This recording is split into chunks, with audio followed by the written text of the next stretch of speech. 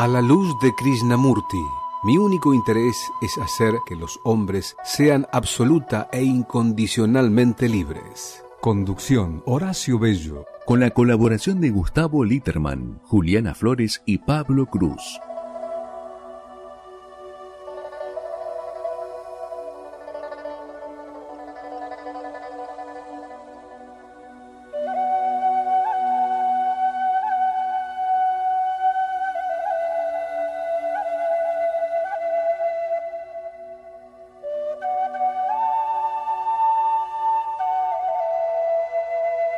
Buenas noches, amigos, amigas. Un nuevo programa de A la luz de Krishnamurti en el último mes del ciclo 2024. ¿Qué tal, Juliana? ¿Cómo te va? Hola, buenas noches. Muy bien. Bueno, hoy tenemos una invitada que felizmente es la segunda vez que nos acompaña. Digo felizmente porque en la oportunidad anterior fue muy interesante su presencia y todo lo que desarrollamos en ese programa de hace unos cuantos meses atrás, y hoy, luego de reorganizar un poco el calendario, pudimos lograr que antes de que termine el año esté presente. Y les digo que se llama Ana María Llamazares, es antropóloga, por si alguno no tuvo la dicha de escuchar el programa anterior. Y ella hoy en particular, en concordancia con nosotros, va a centrar la conversación, y digo conversación porque todos saben que tratamos de eliminar la solemnidad en los programas. Decía, centrar la conversación en una cuestión que, como anticipamos en nuestros anuncios para el día de hoy, tiene una relación muy particular con la enseñanza de Krishnamurti, que es el tiempo. Así que con ella vamos a libremente a trabajar esa cuestión del tiempo desde todas las perspectivas que sea posible desarrollar en estos 55 minutos, y también, por supuesto, traeremos a colación a través de un audio sucintamente la postura de Krishnamurti para cambiar ideas al respecto. Así que primero que nada la saludamos a Ana María. ¿Qué tal? ¿Cómo te va? Hola, Horacio, buenas noches. Juliana. Encantada de estar aquí nuevamente. Muchísimas gracias por esta renovada invitación. Bueno. Esperemos que sea tan fructífera, tan interesante y amena como fue la vez pasada. Bueno, igualmente estoy seguro que sí, quizás más mejor todavía. Más mejor todavía. Se va perfeccionando con el tiempo. ¿Es que hay algún sentido en el transcurrir del tiempo? Claro, con la excusa de esta podemos empezar por ese lado, ¿no? Claro, el tema del tiempo es tan extenso como el tiempo mismo de la existencia de la vida, del planeta, del cosmos, que es muy difícil saber por dónde empezar. Pero como a veces hay que acordar algo desde una perspectiva convencional, yo diría que empecemos por lo más general y lo más vulgar que conocemos como aquello que sería el tiempo, para luego ir bajando a los detalles, a los matices, a las distintas perspectivas que el tiempo nos plantea como visión, como alternativa, para luego ir centrando el tiempo en relación al ser humano, ¿no? ¿Qué vínculo tiene el tiempo con nosotros? Que obviamente lo tiene, pero ¿de qué naturaleza? Así que bueno, la vamos a invitar a Ana María para que haga una introducción desde una perspectiva un poquito macro, y luego vamos a ir cambiando ideas, charlando sobre todo lo que va surgiendo en esta misma conversación que vamos a empezar ahora mismo. Bueno, ya me tiraste ahí nomás la pelota. Claro, siempre hago lo mismo. Bueno, yo cuando vos me propusiste el tema del tiempo, al principio dije, uy, qué tema. Tendré tiempo. Te consta que quise evadirme, pero sí, pensé, no tengo tiempo para preparar como debe ser. Pero después me fueron apareciendo cosas, porque viste que cuando hay ciertos disparadores, después uno empieza a tejer, ¿no? O algo a través de uno se empieza a tejer. Y el tiempo, claramente, como vos decís, ha sido abordado desde tantas ópticas. Yo decía, bueno, yo desde la óptica filosófica no puedo hablar del tiempo, porque ahí hay mucha gente muy especializada. Voy a hablar más desde la óptica antropológica, después de todo, es mi campo, ¿verdad? Claro. Y allí la relación entre tiempo y evolución es casi 2 más 2, 4, ¿no? Es decir, hablar de antropología es hablar de evolución del hombre y del cosmos también, ¿no? Excede la antropología, es una cosmoantropología, la visión del largo plazo, de cómo el devenir también se inscribe dentro de una posición filosófica, obviamente. Y una de mis mayores influencias, y estaba el otro día releyendo el libro El fenómeno humano, que empecé a leerlo en un grupo de estudio allá lejos y hace tiempo, en el año 67, yo tenía 15 añitos, es Teilhard de Chardin, el padre Teilhard de Chardin, que realmente fue un pionero en cuanto a hacer una mirada transdisciplinaria.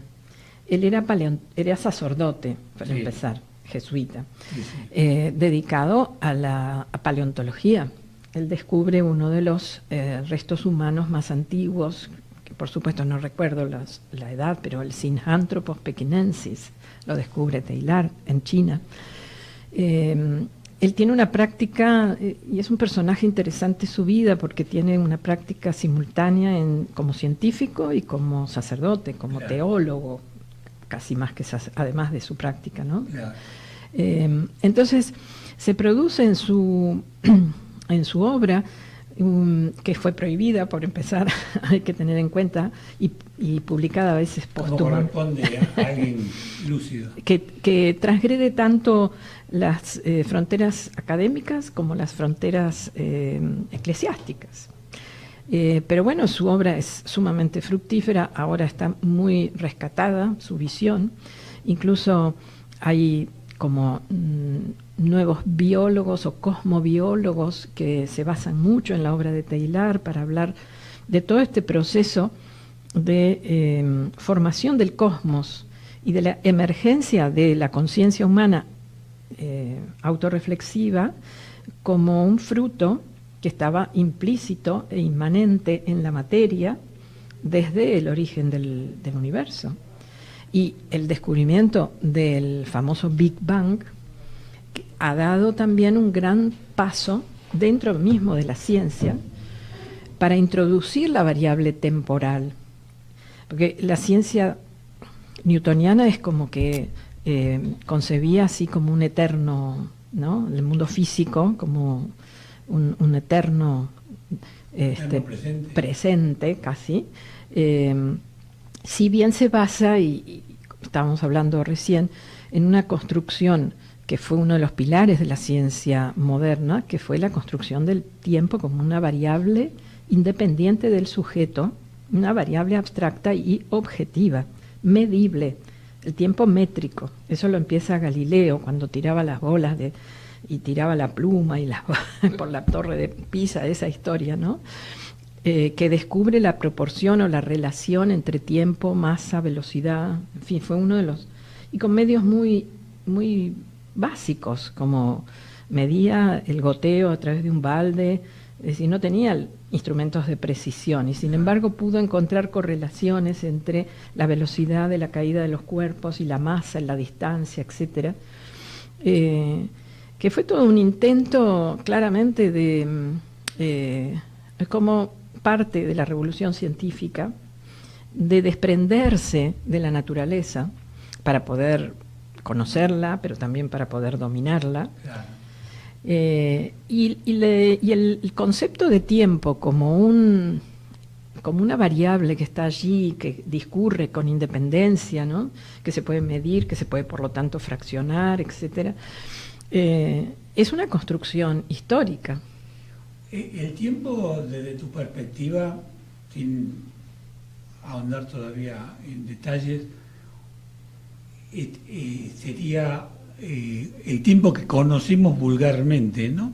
Sería algo que la sociedad industrial construye para establecer reglas de funcionamiento económico particulares, o existe una tendencia ya más antigua, quizás ancestral, que tiene que ver con esta vivencia de que el tiempo tiene una influencia central en la existencia del ser humano?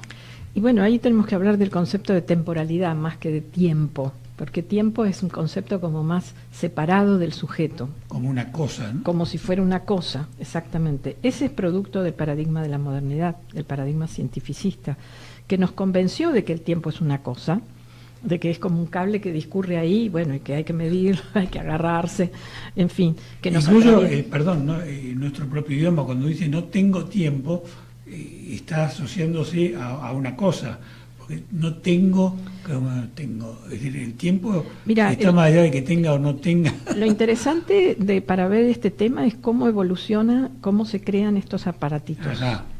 Cómo ¿La culpa tienen los suizos? No, yo creo que, si bien es cierto que creo que los primeros relojes con esferas segmentadas que marcaban el paso de las horas y se ponían en las plazas públicas para que la gente supiera y pudiera mirar y hacerse una idea más objetiva del paso del tiempo, claro, que hasta ese momento era una vivencia más inmersiva en la naturaleza y en los ciclos día-noche, los ciclos de la luna, las estaciones, etcétera, mucho más orgánica. Exacto. Los primeros relojes fueron los campanarios de las iglesias que marcaban el paso del tiempo. Los primeros relojes. Los primeros relojes son los relojes solares, ¿no? Claro. Y por supuesto en la antigüedad la búsqueda por, no diría medir, pero sí armonizarse con el paso con los ciclos de la naturaleza que van marcando una vivencia profundamente humana, que es la temporalidad, que es esto de que algo pasa, de que también pasa a nivel de nuestros cuerpos, que el tiempo de no es indiferente en nuestra vida, ¿no? Obvio, y que hay ciclos, hay un devenir, y en ese devenir es una cosa muy sensible de que hay algo que sucede, que nos lo va marcando nuestro cuerpo, ¿no? Básicamente nuestra vida, esa vivencia de que el tiempo pasa, de que hay un devenir, de que hay un desarrollo, hay ciclos, hay etapas, ¿no? Etapas que son de comienzo, hay etapas que son de explosión, de florecimiento, y después hay etapas de empezar a decaer. Pero parecería, ¿no? A ver si coincidimos en esto, que la sociedad moderna inventó un tiempo lineal. Así es. Y lo lineal hace que se convierta en algo manejable. En cambio, parecería que las sociedades antiguas tenían una visión distinta, cíclica, incluso circular del tiempo, ¿no? Sí, sí, totalmente. Y eso quizás lo vinculaban a algo que estaba desprendido del dominio que el hombre podía hacer, ¿no? Como que el tiempo tenía su propia majestad frente a nosotros.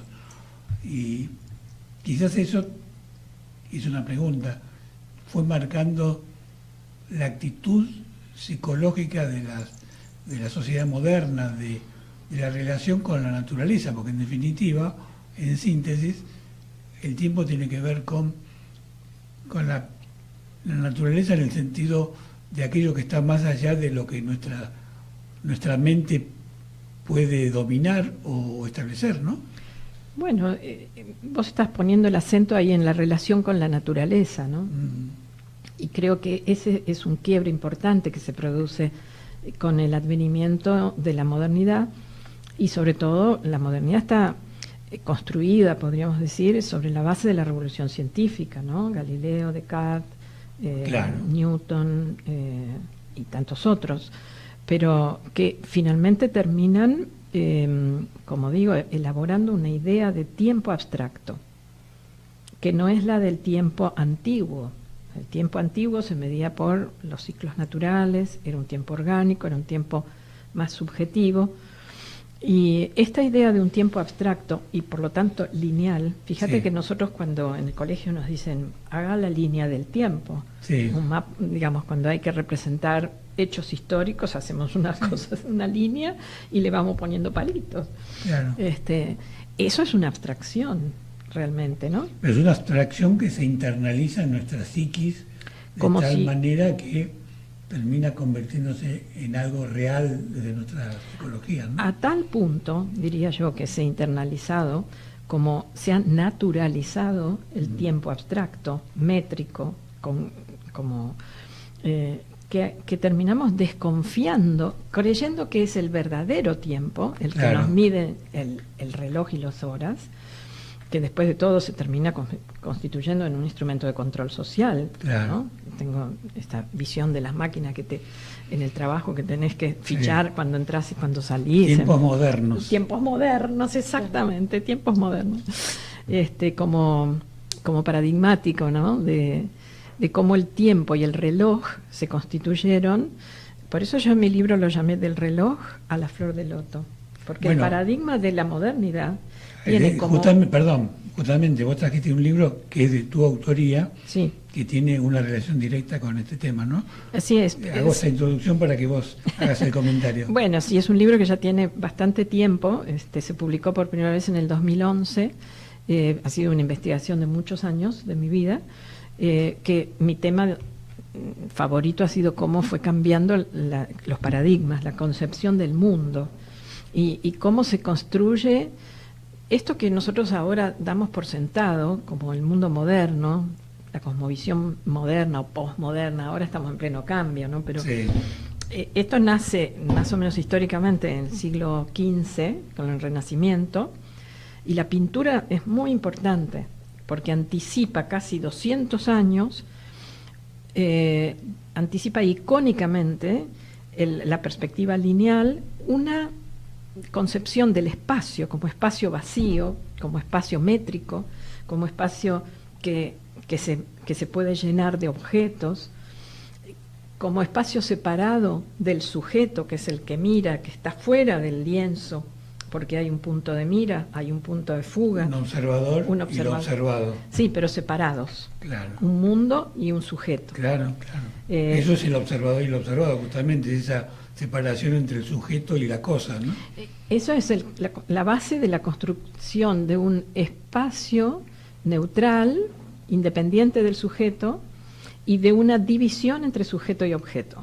Una división que a nivel de la epistemología o la nociología es capital para construir en esa base después la ciencia como un instrumento de dominación, porque el objeto, la naturaleza, termina siendo subordinada al sujeto. Claro. Y por lo tanto el hombre se pone por encima del objeto con todos los instrumentos de su racionalidad para conocerla, para arrancarle sus secretos, como decía Bacon, como si fuera una ramera, decía él, a la que hay que por la fuerza arrancarle los secretos.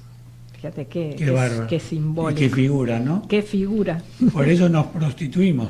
Sí, y bueno, hay mucha más tela para cortar ahí, pero bueno, volviendo al tiempo, la construcción del tiempo absoluto, imaginado como una línea, no como una espiral, ni como un círculo cíclico, ni nada de eso, eso viene después.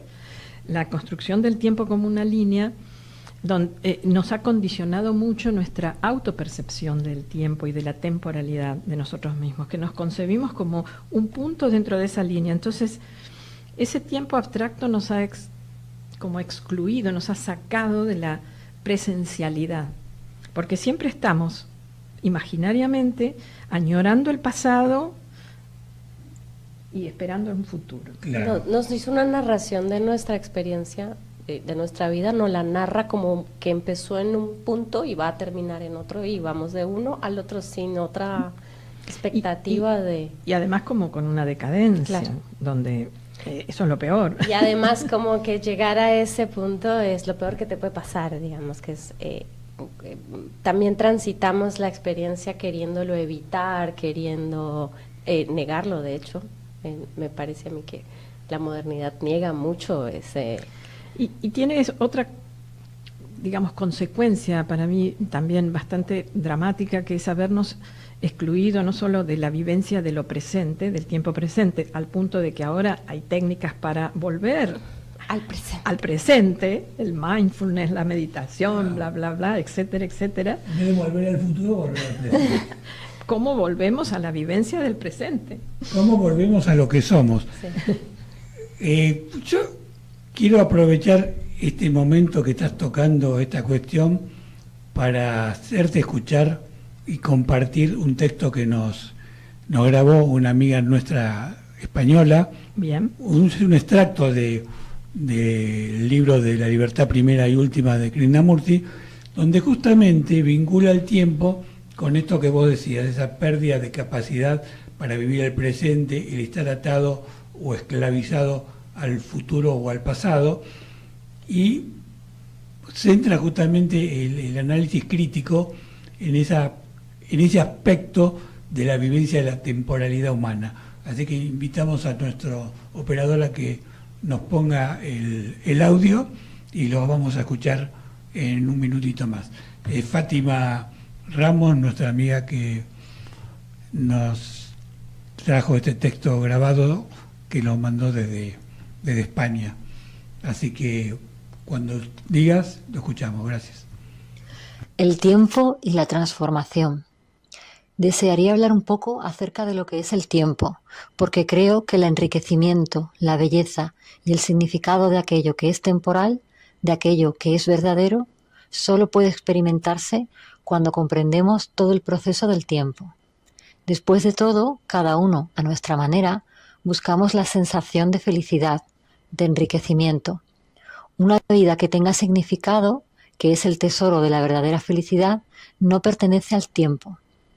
Como el amor, una vida así es atemporal, y para comprender aquello que es atemporal, no debemos enfocarnos a través del tiempo, sino más bien comprender el tiempo. No debemos utilizar el tiempo como medio de lograr, de realizar, de captar lo atemporal.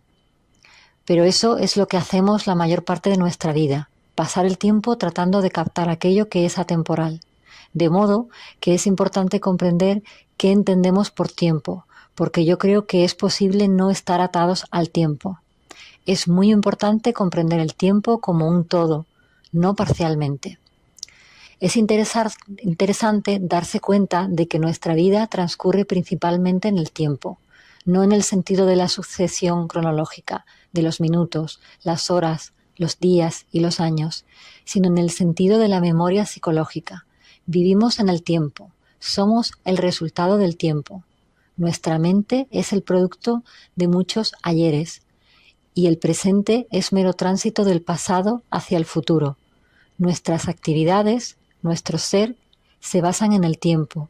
Sin el tiempo no podemos pensar, porque el pensamiento es el resultado del tiempo. El pensamiento es producto de muchos ayeres y no hay pensamiento sin memoria.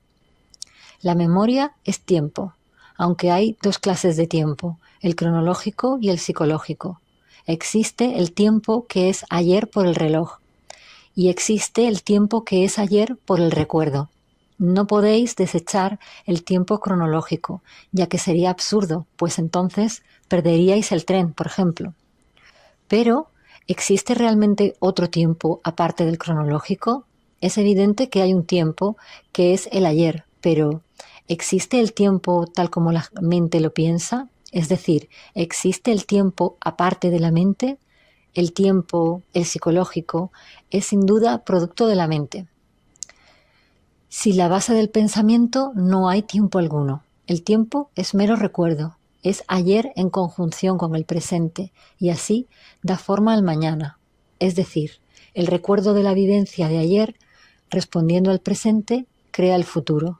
Y eso sigue siendo el proceso del pensamiento, un sendero de la mente. El proceso del pensamiento produce un progreso psicológico en el tiempo, pero ¿Es real? ¿Tan real como el tiempo cronológico?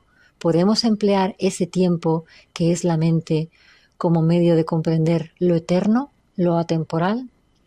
Porque, como he dicho, la felicidad no es de ayer, la felicidad no es producto del tiempo, la felicidad está siempre en el presente, en un estado atemporal.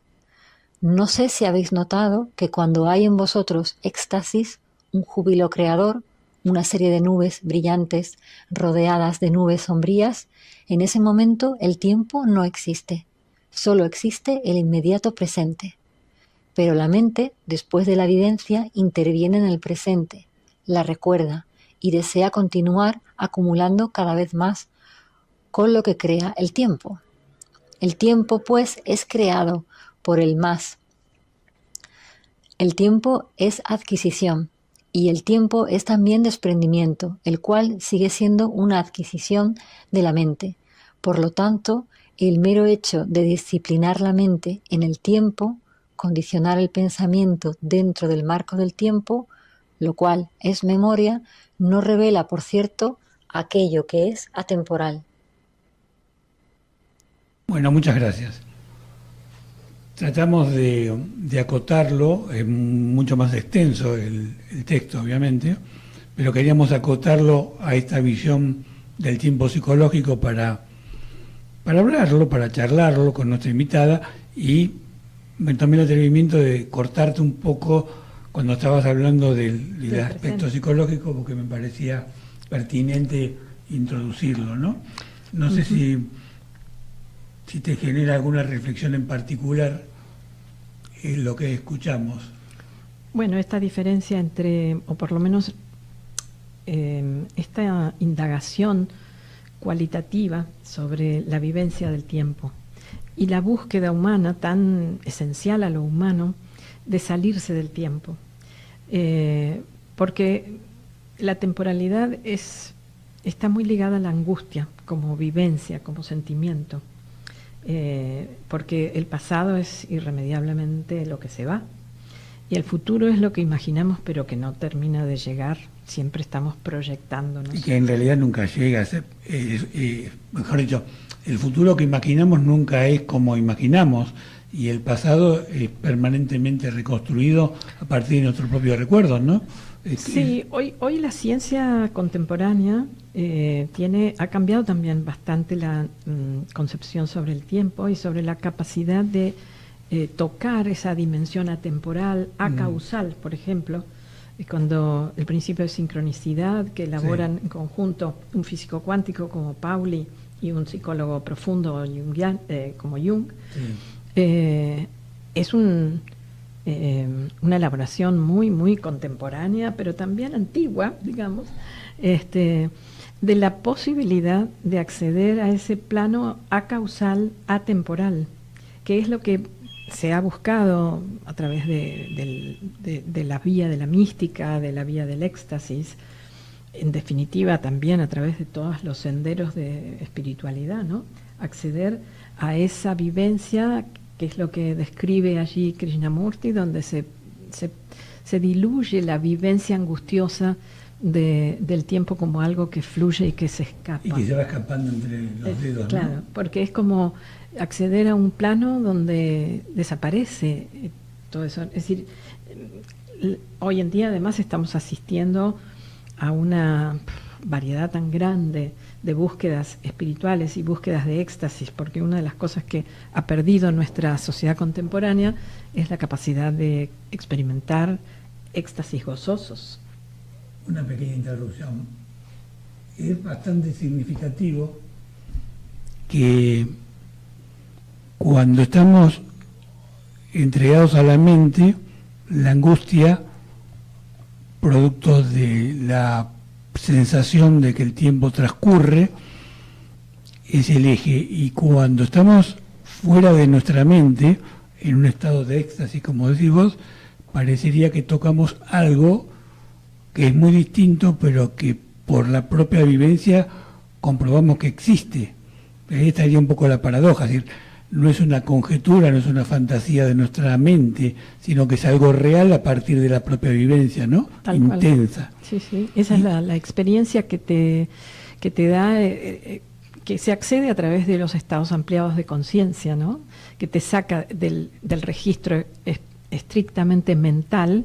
La mente es terrible, bueno, ustedes krishnamurtianos son especialistas en el tema de la mente, ¿no? Pero la verdad que la búsqueda por acceder a este plano de lo eterno, que es lo sagrado por otro lado, y que son las vivencias que te pueden transformar en la vida, que te entregan en un instante una vivencia que te puede...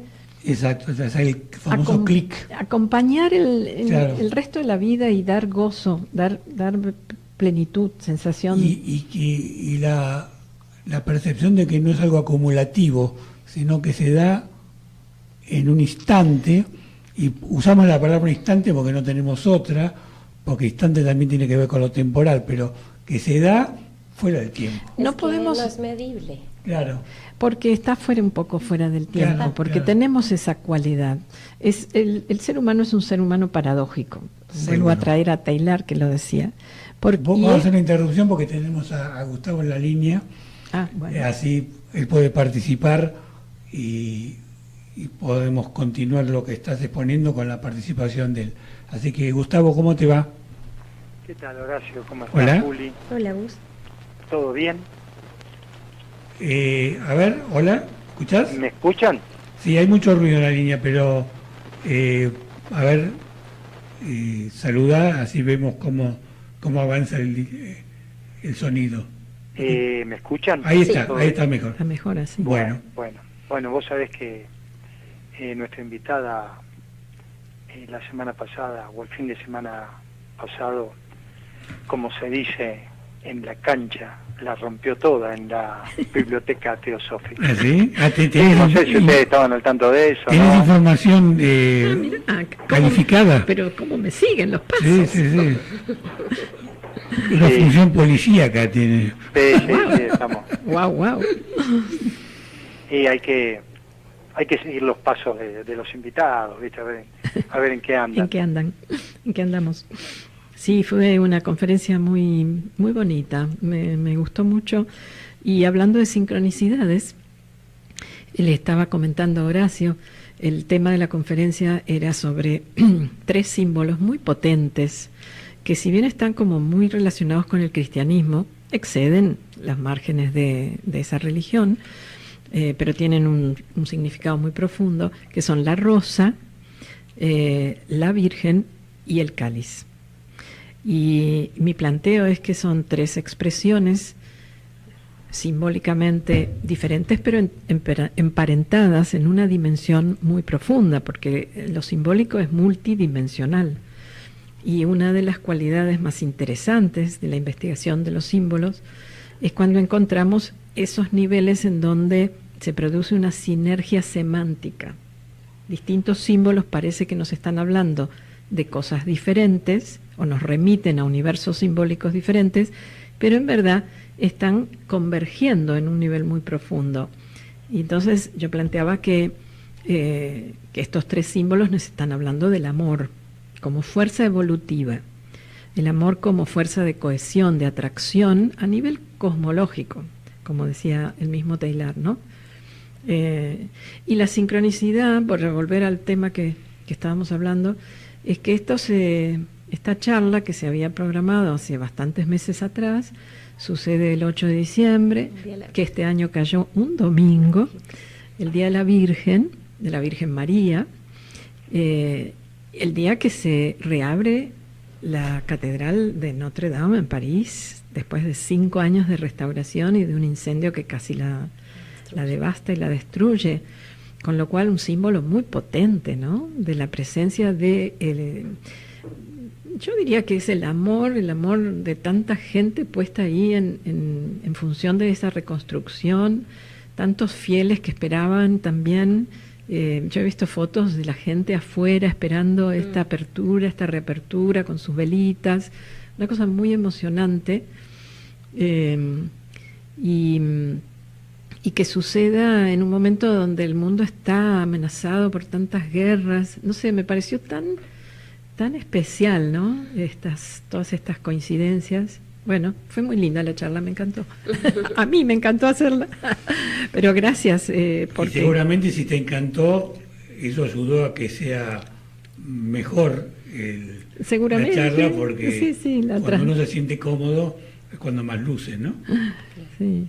Bueno, a mí me encanta cuando puedo preparar un tema y ponerle también mucho amor en esa preparación y después poder compartirlo y transmitirlo, está buenísimo. Y es sinónimo el compartir del amor, ¿no? El amor y el tal compartir, cual. Sí. no creo que tengan mucha diferencia. Así es, sí. Creo que hay totalmente. un punto muy importante en transformar la cosmovisión de la Inmaculada Concepción desde un punto de vista científico. Porque si esa Inmaculada Concepción fue una casualidad, y en cierta manera Krishnamurti también hablaba de él como diciendo, si mi percepción de la vida es una casualidad, no tiene importancia, porque habría que esperar otra casualidad para que abreven la humanidad.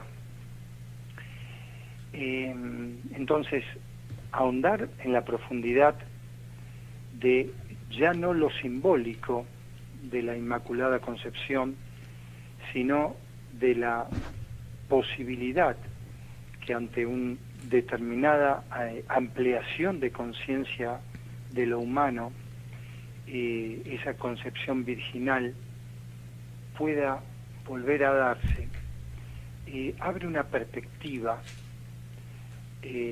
al misterio de la vida, al misterio con mayúscula, por demás interesante, que en cierta manera lo podríamos emparentar con este axioma, si se quiere, de Krishnamurti, la mente que no mide. Vivir desde el lugar, no de un instante, sino de esa mente que no mide como un factor energético. Por eso digo, empezar a verlo desde un lugar y enfocarlo desde un lugar científico, es decir, que pueda ser algo que pueda ser probado, no que sea algo casual ni algo que surge en un instante en una meditación, no, que sea algo que pueda ser llevado, así como ahora estamos en este paradigma imbuidos del tiempo que se mide, que vamos del pasado al futuro y pasamos por el presente sin darnos cuenta. Ver claramente y sentir y vivir la vida desde esa mente que no mide. Entonces, como decía nuestra invitada, esto que se ha dado, ¿no?, el 8 de diciembre, con su charla, con la reapertura de Notre Dame, con aquellos que intentamos ese día conectar con esto permanentemente virgen en nosotros, pero permanentemente virgen es permanentemente no desde un lugar temporal, sino desde una vastedad de profundidad que abre a una sensibilidad por demás diferente de la vida, ¿no? Donde, como hoy se lo decía a una persona que conocí, donde cada hecho no sea un hecho material, sino que cada hecho sea algo, no me gusta usar la palabra espiritual porque no me gusta, sino algo trascendente. Tiene que impactar en nosotros, ¿no? Como impacta la belleza de una flor, como impacta un atardecer, como impacta el aroma, ¿no? No sé, del césped cuando el rocío se va secando. Es decir, vivir la vida desde ese lugar y darnos cuenta de que se puede, ¿no? Claro. Yo te quería hacer una pregunta, más allá de lo que quieras agregar de lo que dijo Gustavo, ¿no? Un poco para ir enfocándolo desde otra perspectiva. ¿Vos crees que hay una vida paralela en los seres humanos que tiene que ver con la temporalidad por un lado y la temporalidad por otro. Es decir, más allá de las circunstancias políticas, económicas o sociales, desde el punto de vista psicológico, habría dos mundos en nosotros. El mundo... Preguntita.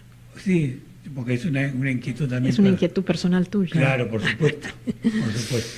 Bueno, en general, cuando uno hace hincapié en un tema es porque es algo... Yo estoy convencida de que uno investiga y promueve, y siempre los temas que a uno lo fascinan, Claro. y no son tantos en la vida, son 2 o 3 que los perseguimos Y constantemente. que nunca los terminamos de cerrar, eso es lo Lo más apasionante. interesante. Está uno Claro. investigando Pero que a uno mismo. en esa búsqueda va generando... Ahí está la paradoja del tiempo también. Sí, estábamos hablando de lo paradojal, ¿verdad? De cómo la experiencia o la vivencia humana de la temporalidad nos pone en una situación paradojal. Pero quisiera sí decir algo antes Sí. respecto de lo que comentaba Gustavo. Gustavo. Y porque me vino mucho a la mente la gran colaboración de Krishnamurti con David Bohm Claro que sí. a través de sus diálogos.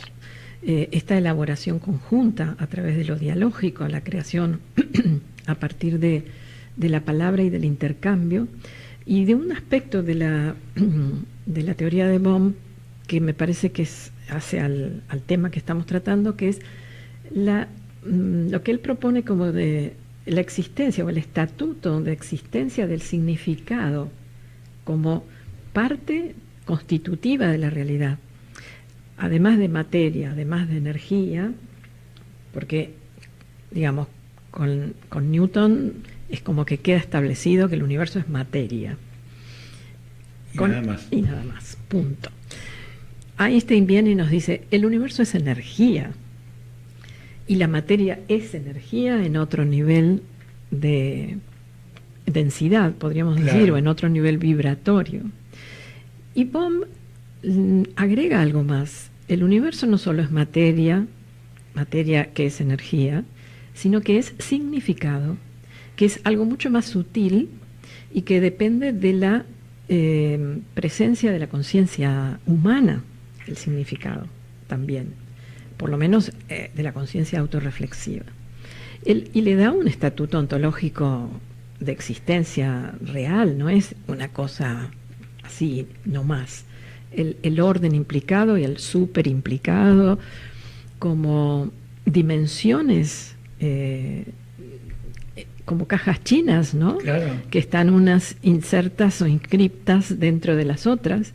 Y creo que ahí es donde se comprende esta búsqueda del ser humano por acceder a estos otros planos de realidad a través de su capacidad de amplificar la conciencia y porque bueno, las experiencias, las narrativas, digamos, de estados de éxtasis o de esas vivencias que vos decís, si hay dos, no me pierdo de la pregunta que me hice. Pues, estamos apuntando, estamos apuntando acercando el ahí.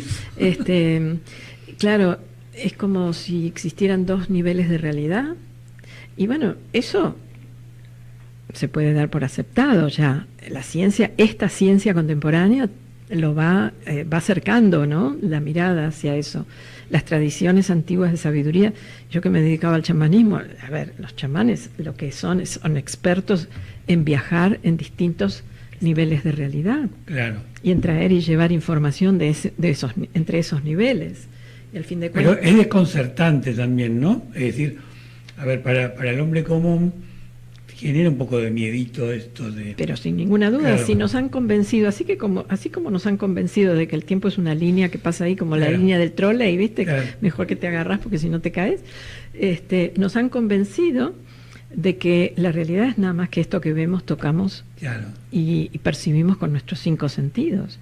Pero todas las tradiciones de sabiduría y las prácticas místicas y espirituales, y hoy en día la ciencia contemporánea, concuerdan de que esto es solo un aspecto de la realidad, es la mesorrealidad. Después está lo que va para arriba, para los costados, para abajo, y que el ser humano tiene esa capacidad de acceder a otros niveles a otras dimensiones, ¿no? Niveles, Claro.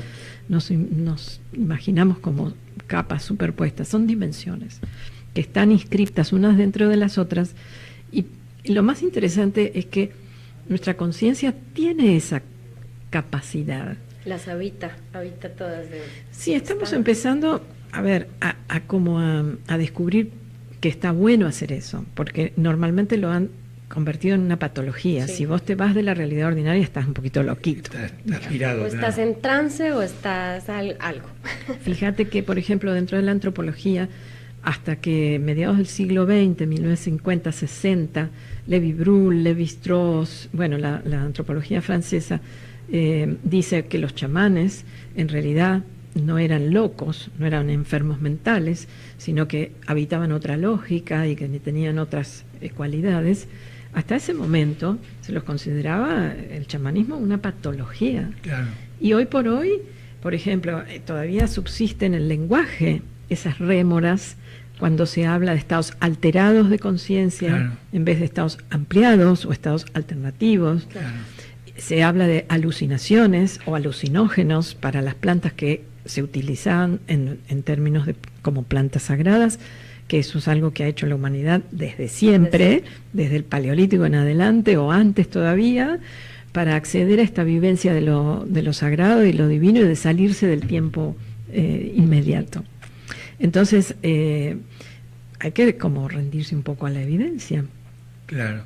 Y de alguna manera, esta narración que vos haces sucinta, pero muy rica, nos lleva quizás a la conclusión de que no es casual, que quizás haya habido una intencionalidad política, si se quiere, en el sentido de que el hombre se sienta esclavo de un tiempo que él mismo construyó.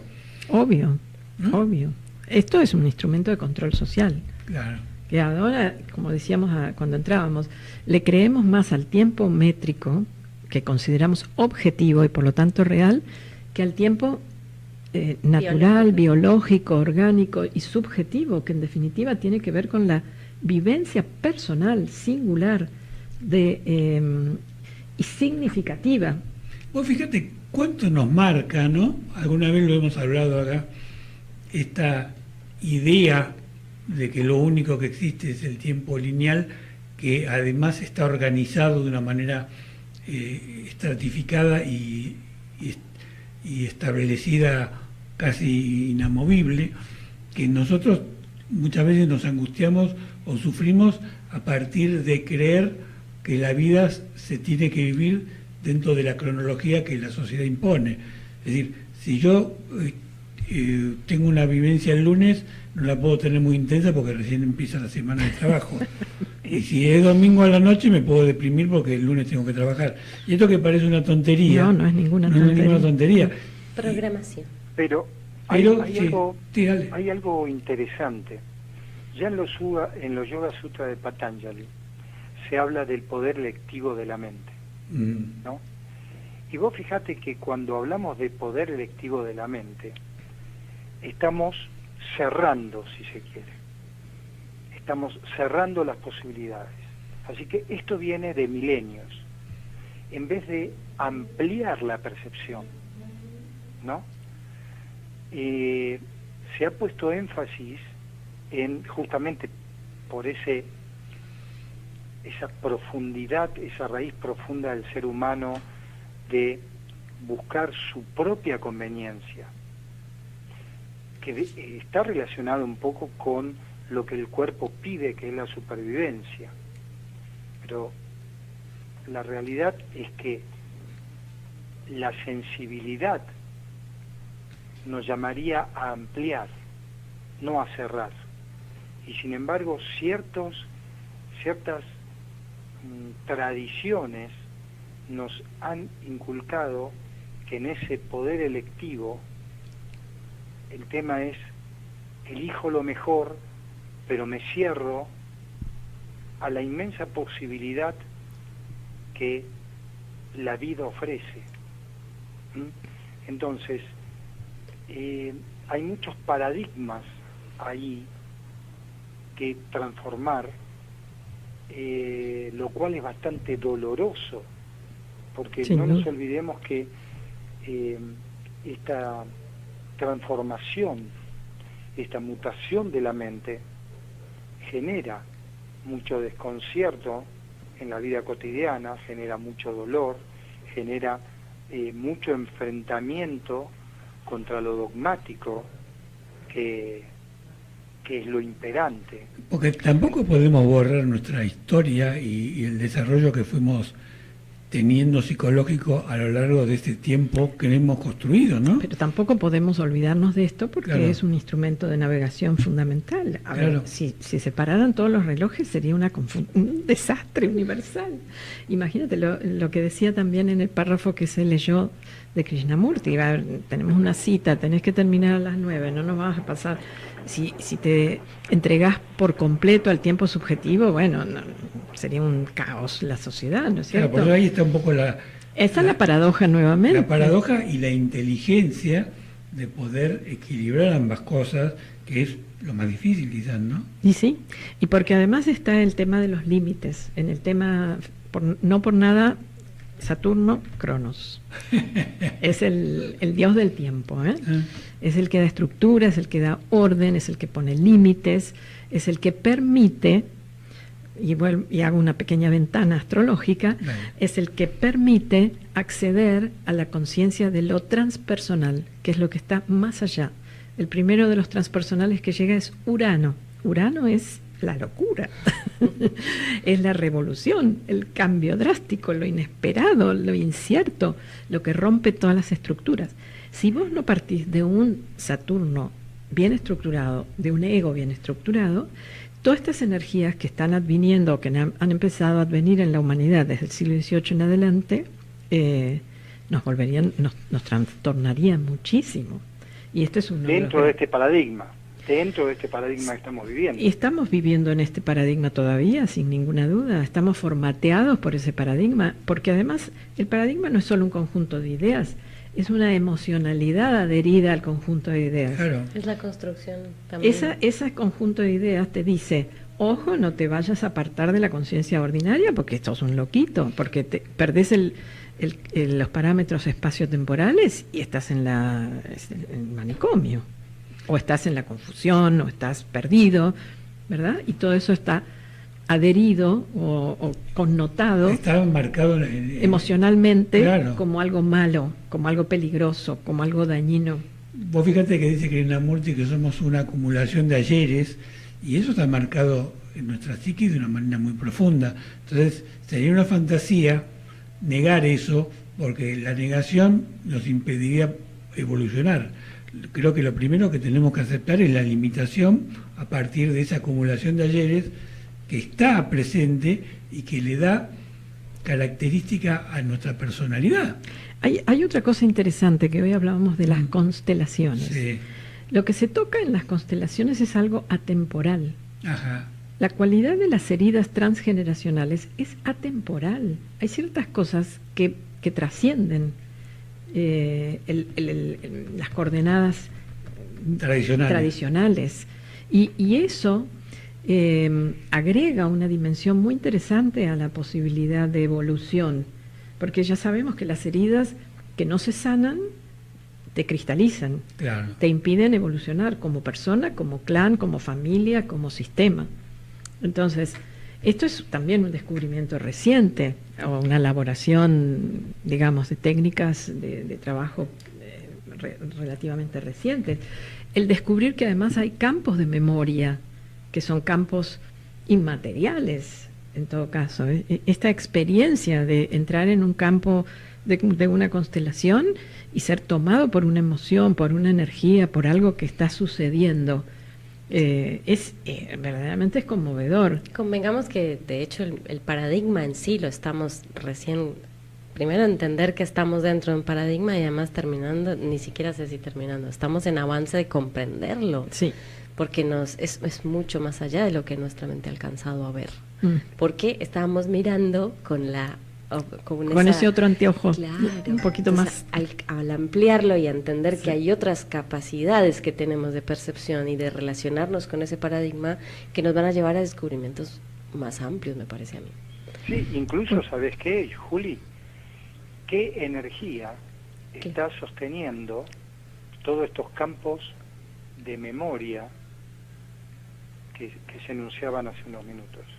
Porque en definitiva uno se queda en la información de esos campos de memoria.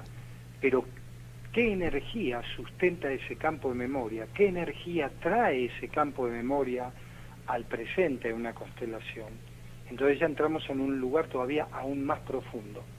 Porque cuando descubrimos la posibilidad de esa energía, salimos directamente eyectados, dándonos cuenta que estos campos de memoria también son parte de la ilusión, aunque los vivamos como algo muy reales, como vivimos esta realidad cotidiana, pero cuando entramos en esos campos de profunda energía que sostienen todo esto, nos damos cuenta por qué en todas las cosmogonías serias se hablaba de que lo cotidiano era una forma de ilusión. Claro. Un poco para ir cerrando, nos quedan 3 minutos. Ya se fue el tiempo. Sí, ¿viste? Se nos fue el tiempo. Nos quedamos sin tiempo. Vayamos al tiempo no lineal, así podemos hablar algo. ¿Cuál sería, no, la conclusión sería absurdo, una palabra, traer la palabra conclusión, pero cuál sería la perspectiva de un hombre nuevo, para hablar de una perspectiva distinta, intentando ese equilibrio del que hablábamos recién, ¿no? Es decir, ¿es factible que podamos ser libres comprendiendo el equilibrio entre ese tiempo cronológico y el tiempo atemporal?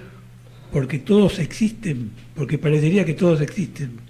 Yo creo que todos coexisten, efectivamente, y que es una facultad humana la posibilidad de ser viajeros en el tiempo, en los tiempos, en todo caso, en las dimensiones, que también son espaciotemporales, esas dimensiones.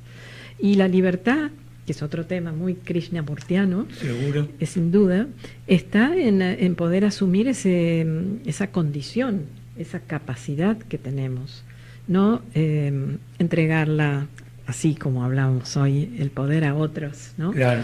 Sino, para lo cual tenemos que estar muy afiatados en nuestra propia identidad psicológica. Yo hago mucho hincapié en eso, porque todo esto que se está abriendo puede trastornar mucho cuando se hace desde un lugar como más endeble psicológicamente. La única posibilidad de viajar hacia otros planos de conciencia, hacia otros planos espaciotemporales y no perderse en el intento, es hacerlo sabiendo que tenés la cuerda para regresar, tenés el centro claro y anclado, digamos, en tu presente. El hilo de Ariadna que nos permite... El hilo de Ariadna que nos permite volver a salir del laberinto. Bueno, fue un gustazo y el gusto es mío. Compartir el programa con vos. Lo saludamos a Gustavo y nos reencontramos el próximo martes. Muchas gracias, Ana María. Bueno, gracias a ustedes y será hasta pronto, espero que sí. Seguro que sí. Bueno, hasta luego. Chao. A la luz de Krishnamurti, mi único interés es hacer que los hombres sean absoluta e incondicionalmente libres. Conducción, Horacio Bello. Con la colaboración de Gustavo Litterman, Juliana Flores y Pablo Cruz.